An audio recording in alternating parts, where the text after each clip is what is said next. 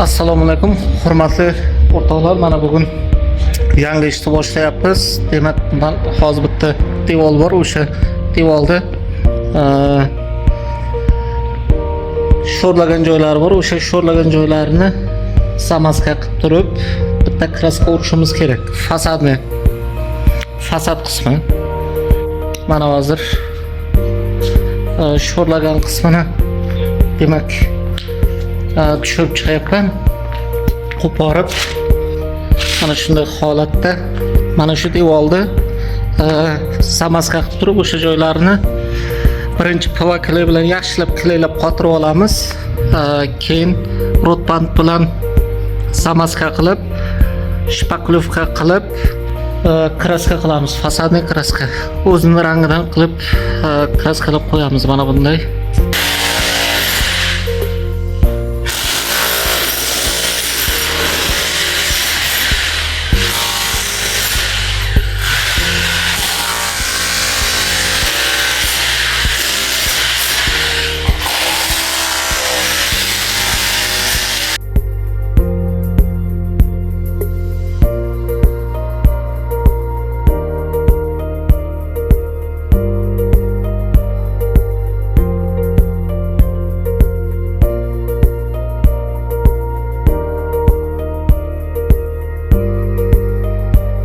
Mana polnistni nima chiqdik.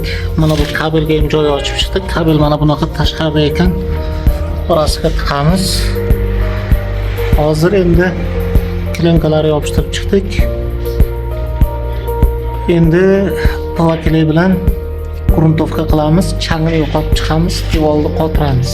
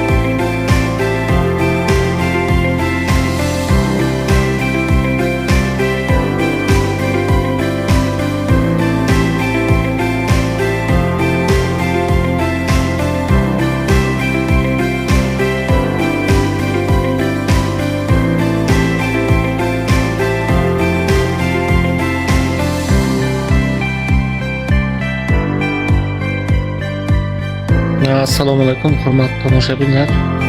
Demak, kecha bir kun bilan ishladik. Endi mana pastki qismini to'liq samaska qilib chiqdim.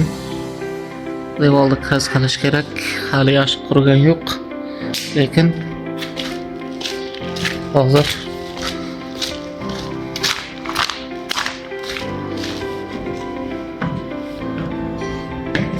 mana bu yerda bitta xonacha bor ekan. Xonachani bu fanera qilingan. Fanerani biz buzib oldik. Mana bu ustini utuplet qilib, patologini yo gipsokarton qilamiz, yo bo'lmasa plastik paneldan demak patolog qilamiz, chekalarini utuplet qilamiz, tepalarni utuplet qilamiz. Mana bu yoqdan mana suv oqqan. Mana bu usti krishasini ham to'g'rilaymiz. Mana shu xonani devorlari aboy bo'ladi. Где-то bir 4 ga 2,5lik xona.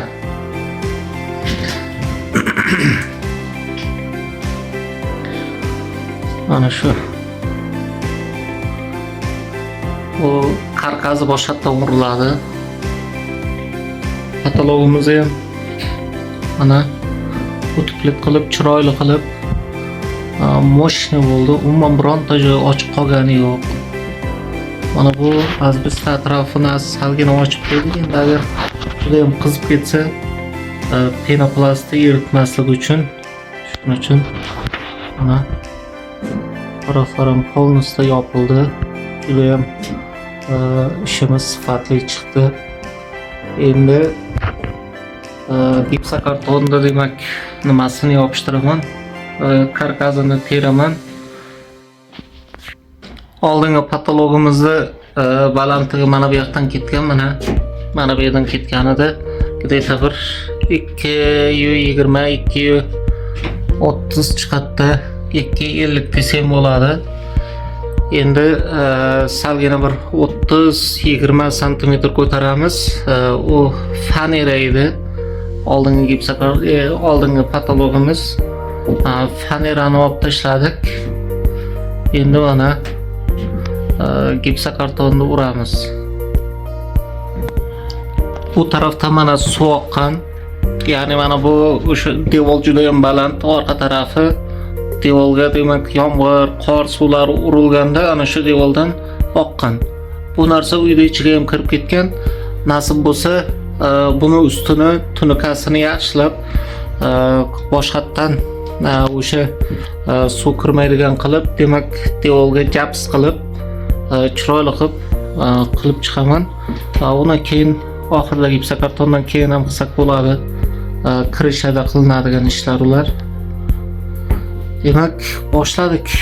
Karkasni teramiz endi.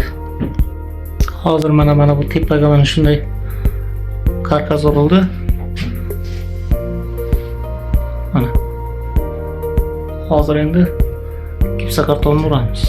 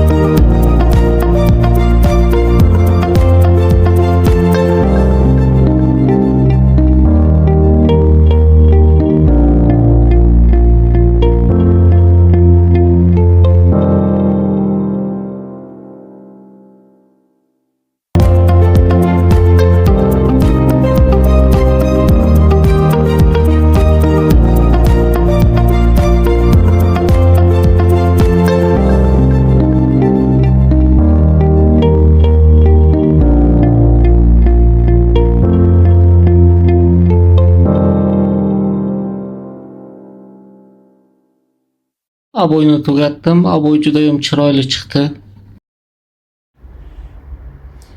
Mana laminatni ham boshladik. O'zi yarimigacha kelib qo'ydim. Yarim bu qo'ydim.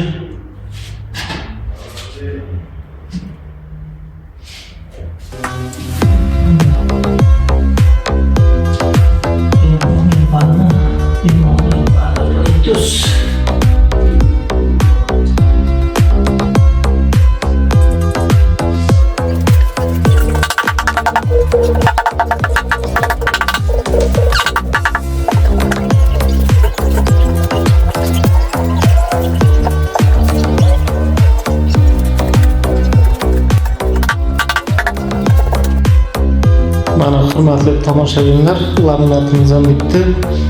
Endi plyusini qo'yapman. Mana bu tumba mana. Mana shu tumba. Mana buni tagiga mana bunday qilib plyus qo'ydim. Mana. Lapshu mo'shli chiqdi. Lekin mana bu hozir bundan qo'ymoqchimiz endi. Mana bu narsa mana. Mana shuni qo'ymoqchimiz. Mana shuni qo'yish kerakmi yoki bo'lmasa mana shuni o'zi yaxshimi?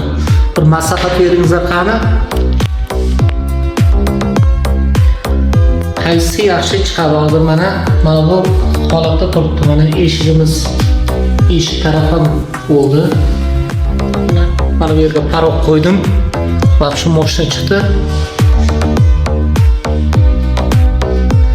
Bu marketdan zaten hozir kiramiz. Tabii.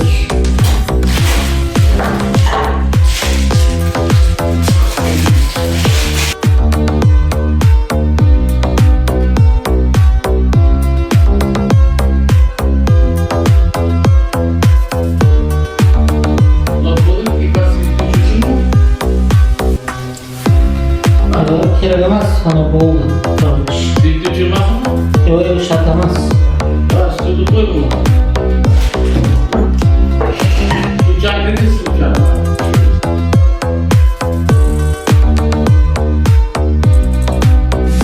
Mana remontimiz ham tugadi. Batareykalar o'rnatildi.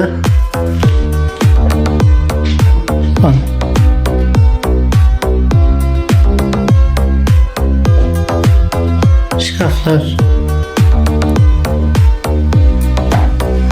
O şkaflar boşa ustalar kıldı. Lekin zo'r chiqdi.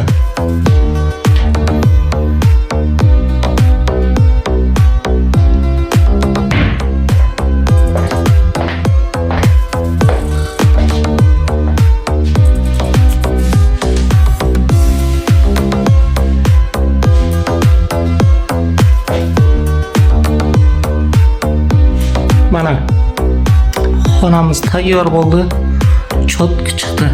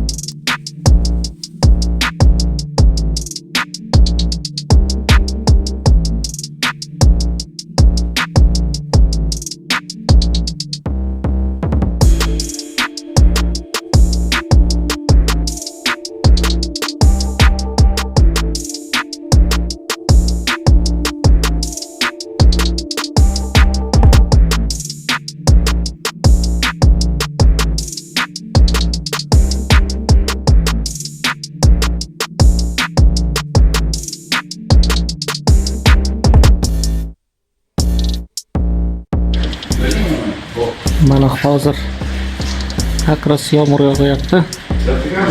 Zo'r. 11 gram suv o'tkani yo'q. Buni bu devorimiz.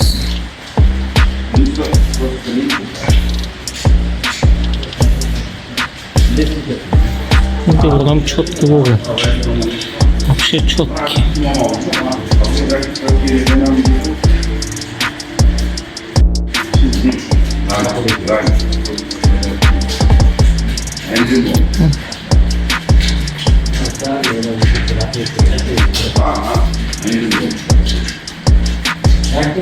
Ranglari ham bir xil chiqdi.